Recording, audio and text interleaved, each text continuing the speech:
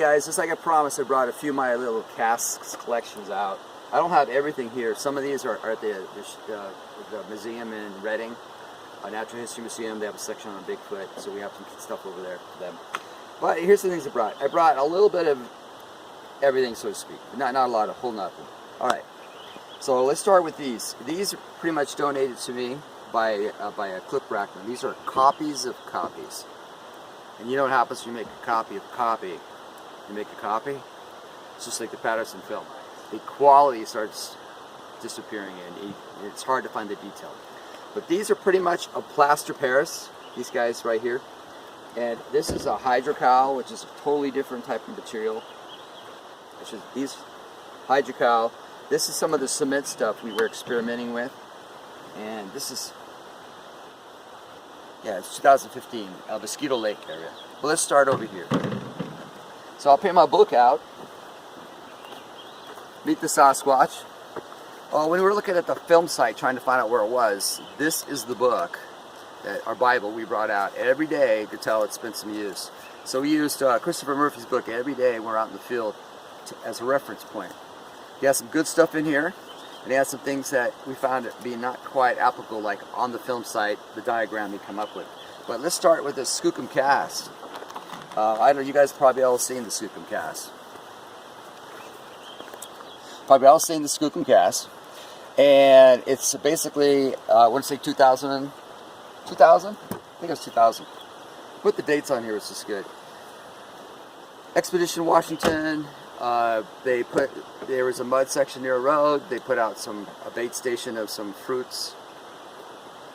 Went on with their thing. They go, just before they left, they said, oh, we got to go back and double check it. They did, and they pretty much found this cast. At first, people didn't notice it, but after a while, they started seeing something here, so they decided to cast it.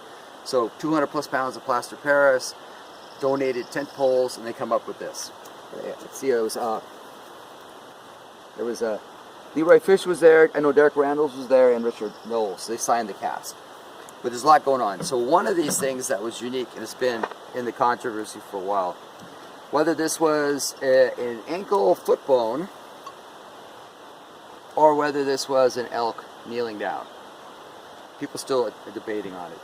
But this is a copy, so some of the details is missing, but again, it's a Cliff Brackman donation for my educational part. That's what this part is. It's just a copy of it. And if you look at the book, trying to figure out where it is, and you get that same piece right about here. The foot pushing into the soil, whatever, I mean the heel and stuff. So basically this is like the negative, so this is an impression. This goes into the impression. So that means this would be the foot part, the heel, where it's pushing to try to reach for the apples. So enough on that for starters, but here's a bunch of other things. So up here we find some of the typical animals we'd find up here are bears, mountain lions, bobcats, deer. We've seen elk recently, which is kind of cool. But let's start with these guys. These are basically mountain lion tracks. Here's a nicer one. You can see the detail here. 4 toes. 1, 2, 3, 4. They have a pad that's shaped like an M. So 1, 2, 3 little bumps on the bottom and 2 bumps on the top. So we have a mountain lion track. This is plaster Paris. It's kind of softer. It takes longer to dry and easy to break. And when you get these wet, it starts deteriorating. But got small mountain lion stuff. And we got a little bear track here. Again, this is one of Cliff's. You can see the claws, the toes, the pads. So this would be basically one of the feet. So it's like you take this over, you flip this baby over, and this would be a left rear foot. It's just a negative. You can see the flex part of the pad in the foot. It has a narrower heel. This is a little bit of slippage as it slipped down into the mud to leave a deeper impression. That's why you see the extended heel portion of that. But here, same bear tracks over here. Here's another one we casted. Same idea. You have the claws. You can see the claws sticking out still out of the hydrocal. You should have 5 toes. 1, 2, 3, 4, 5. You have the pad of the foot. So if you look close, you'll see this actually is another rear foot. This is again a right rear foot. face down. We got this in mosquito. You see the flex part of the foot, because they have flexible portion of the foot. That's right across here, the tarsal break, if you want to call it that. And then you have the toes and the shape of the foot. This one's got a lot better detail. This is one we casted this out of a kind of a new mixture of stuff we were experimenting with. It's more like a fix-it-all type cement. Again, 5 toes, the tracks. This is in a lot of mud, but if you look closely, you actually see this is on top of another footprint. See the detail of that? Here's the other toes, and this is the footprint on top of the other footprint. So that's why you get extension on that. You see that? The toes of the earlier footprint, the new rear footprint on top of this one, which is smaller than the bigger footprint, and you get toes. So you got to have mom and some cubs following each other, walking through this mud section over by Twin Lakes, and you get that flex point over the top of the bond. And again, this is the smaller one. You have the flex arch, flexible, ball of the foot. And again, this is the outside edge. So it's going that way. This is probably what you're going to find lots of times. What the heck is this? Lots out in the soil, like we went out the other day and I said there's another bear trackway. And what the bears do is they step in the same footprints over and over again. So they push that dirt in. If it's moist, you get to see the toe actions. But most of the time, you just see this shape that looks kind of like that, where they're just pushing it in. But again, here you see the sign of the rear foot. The flex arch is on this side. So again, this would be a left foot. You see here the date, the idiot guide, so I can remember where it was from. Again, is always pointing over here. Cue that. So again, this is plaster Paris. It does the trick. It's pretty quick, but it doesn't have the strength that I like. But that's that guy right there. Oh yeah, here's another crude one. So the average looker looks at this and goes, what do you got here? You got a mess. Now you have to work on your details. So you start looking at it real close. You see, oh yeah, I see it. There, again, are the toes. 1, 2, 3, 4, and 5. It's real soft soil. It sunk down really deep. And you barely can make these guys out. And it always looks better when you're looking at it in the ground. Once you put plaster on it, it's not as good. It's like a photograph. When somebody takes a photograph, you see everything. And you pass the photograph to somebody else, and they're squinting their eyes going, I don't see what you see. That's kind of here. But you see this little thing back here? This is the front foot, and it's almost like a part of the front paw. It's like a little pad farther up here. When it pushes in deep, you get to see that in some of the forward tracks. And that's what that is. It's just kind of neat. And you look at it closely, and it almost looks like you have the full rear foot. But this gives it away. It's a front foot section there. So, and of course, having sticks attached to it is kind of when this is my mold. You can see I put my stick mold. This is part of it when to raise it up to put the plaster in. Anyhow, so I leave it there as part of aesthetics. All right, what did we miss so far? We covered this. I'm saving this for last. So here's something else you guys might find a little entertaining. If you were to say this is a human footprint, I would say very good. This is. So why am I casting human footprints? Well, if you want to compare a human footprint to an alleged Sasquatch footprint, or the difference between a bear print, you want to look at the detail of it. So this is kind of neat, because this is, again, this is the hydrocal one, and we got this in Washington at a place, and his name just slipped my mind. Oh, David Ellis was with me. And with David Ellis, we were out casting a whole bunch of tracks. He said he had some activity up there. So this group of trackings is from there. But if you look at it closely, oh, here we go. These are my little thingies here. So if you look at it closely, this is what you get. So you cast it in mud. It's kind of soft. So all this is here is displaced mud right here. The pressure in the mud also caused all these ripples that you see across here, the pressure in the mud. And we have all the toes. You see like little slide marks right here where the toes kind of touched the surface and slid back. And you left these canals. This is displaced mud. You just pushed it out of the hole. And these little rock guys here, which is pretty neat. And oh, here it is. I just moved the rock anywhere I want, right? So this thing stepped on this rock, and pushed it in. And when we made the casting, it stuck to it, so I tried to hang on to all the rocks. I misplaced a few. But the nice thing is it pushes in. When you remove it, you can see where a living creature with pressure on an object will spread the tissue around that object. And that's how you get these little impressions. This bigger one's much better, but that's just to let you know that. So this one isn't very heavy, is it? You look at the side profile of that too, and you look like there's a little more weight in the heel plant. And then the rest of the foot kind of worked its way through. So this person spends this is a heel walker. More weight was put on the heel. That means they were going pretty slow, walking around. And it's relatively flat. Except with a little bit of curve because they did a little pushing off with that. So you learn a lot from the cast. And here's another one. This person's not the same one because the size difference. You think they're a ball of the foot pusher? Yeah. So soil was a little bit softer, so they used their heel to get a little more action of pushing off. You can see how it's deeper. You can see they landed with the heel and then pushed off with the foot. And supinate or pronating, you can tell this is deeper. So the foot goes in like this, and it was one of these guys. And you can see that. It's deeper on this side. And start with the heel, follow with the ball of the foot. It's not the best quality in terms of capturing all the crevices with your hydrocal, so you have to be careful. Make sure you mix the stuff really good, or you get little holes in it. Embarrassing holes when you show your friends all these holes in here. But this is kind of a nice. This is all human foot, and it's got a nice arch to it.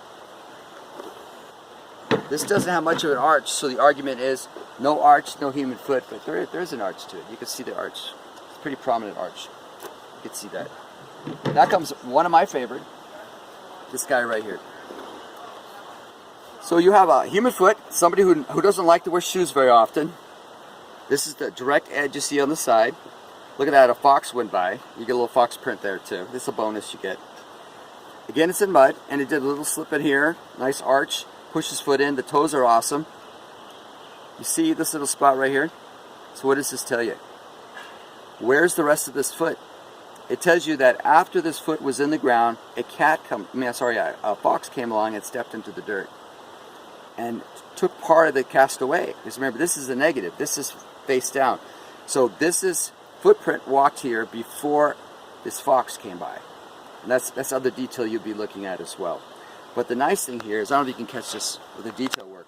So here's a rock, and you look at this, you see little loops, arcs, and whorls. That's our fingerprints on our hands. We have those on our feet too.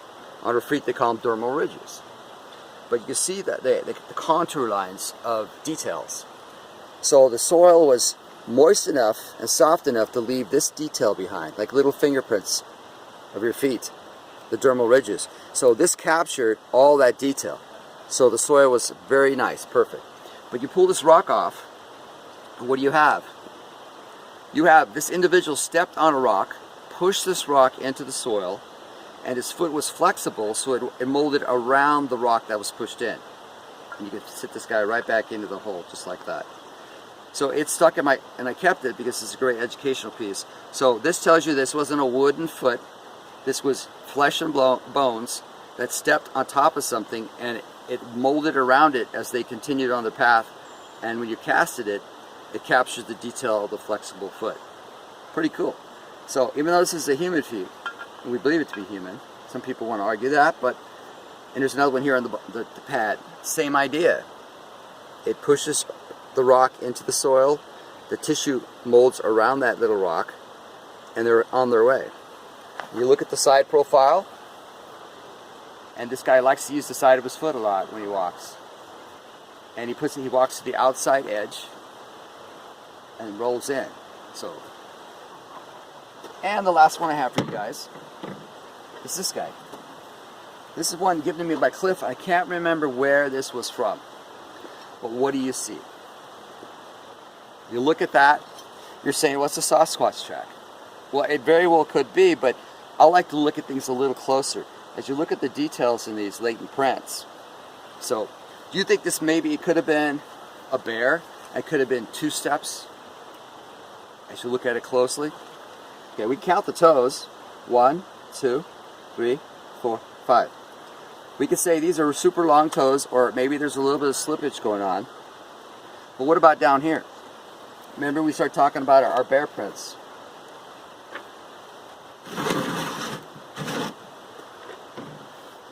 So talking about our bear prints, where typically it's the triangle heel.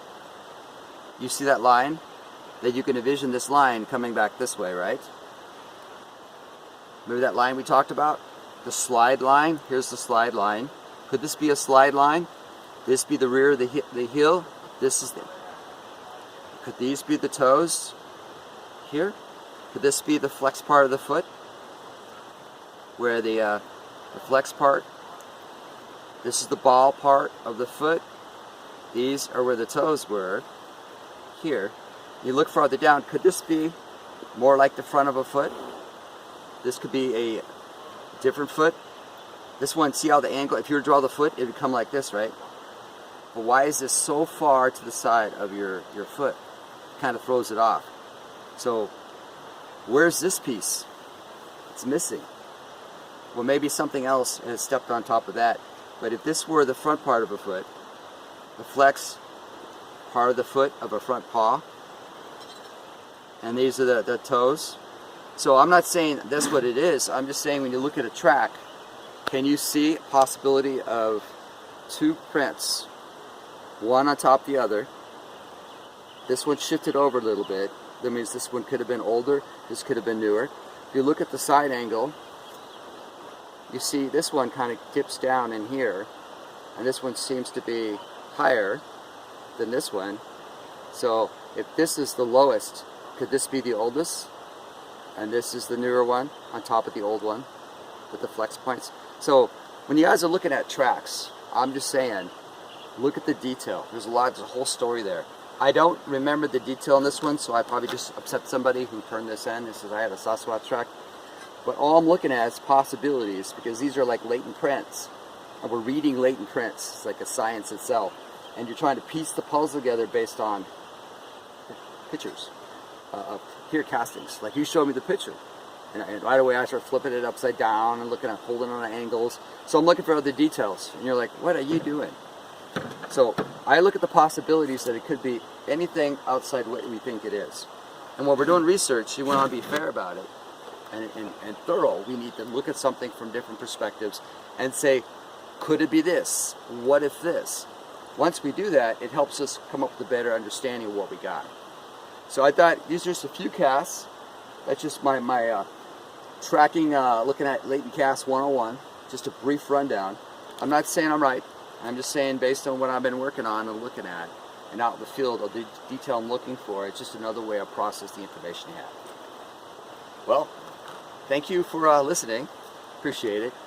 Did you have any questions for any of this? I think we're good. Okay. Yeah. I think we got everything we need. Yeah. All right. Yeah, maybe just get you saying something that kind of sends it off, like thank you for listening. I just wanted to show you my perspective. This is what I see for these casts, and take that knowledge and do with it as you may. Yeah. You people are freaking retarded. It's obvious to me that you guys don't know what you're talking about. No. So, my role here is just to provide you with a little bit of, get you thinking about what you have. I'm not 100% about anything, who is, but I want you guys to just look when you see a cast in the ground, a foot press into the ground, or you looking at a cast, start thinking about the detail work. So, my job is just to provide you, to get you to start thinking about this evidence that you're reviewing, that you see in the field. Once you get over the excitement of finding the footprint there, and then you have to say, okay, how to get here, why is it here, what could it be? So that aspect of it, I'm just providing you some information to help you make a better decision out in the field. Thank you for listening, and I hope this is going to help a little bit, and get out there and start looking for the detail. You should be the one walking around like this all the time